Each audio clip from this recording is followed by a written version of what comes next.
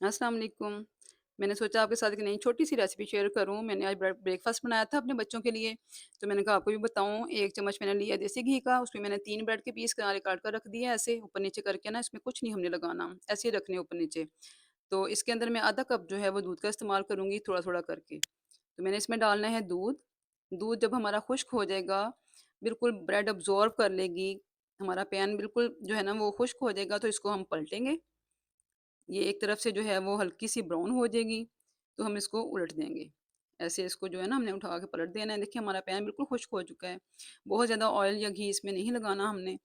तो इसके जो है जो बाकी बचा दूध है वो भी हमने डाल देना है। दूध हमारा अच्छे से खुश्क हो जाएगा और दूसरी तरफ से भी हमारी जो है ना ये ब्रेड बिल्कुल पक जाएगी।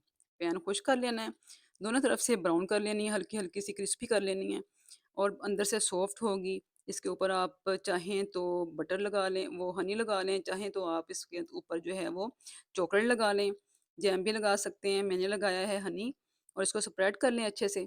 बहुत मज़े की मुँह में घुलने वाली बहुत ही मज़ेदार मीठी ब्रेड जो है ना वो हमारी तैयार हो गई है। मेरे बच्चों को और हम सबको बहुत पसंद है। तो मैंने सोचा आपको बताऊँ, आप भी अपने बच्चों को बनाकर खिलाएँ। नए तरीके की रेसिपी, नई तरीके की ब्रेड, तो नई-नई चीज़ें ट्राई करनी चाहिए ना? तो आप भी अपने घर में ट्राई करें और मुझे बताएँ कि आपको ये रेसिपी कैसी लगी है। लाइक करके, शेयर करके और कमेंट करके मुझे ज़रूर बताइएगा। मेरे चैनल को सब्सक्राइब कीजिएगा। ये देखिए कितनी सॉफ्ट और मुँह में घुलने वाली, बहुत ही सॉफ्ट, क्रीमी सी। तो चलें फिर आप भी बनाएँ और मुझे दें इजाज़त, फिर मिलेंगे। अल्लाह हाफ़िज़।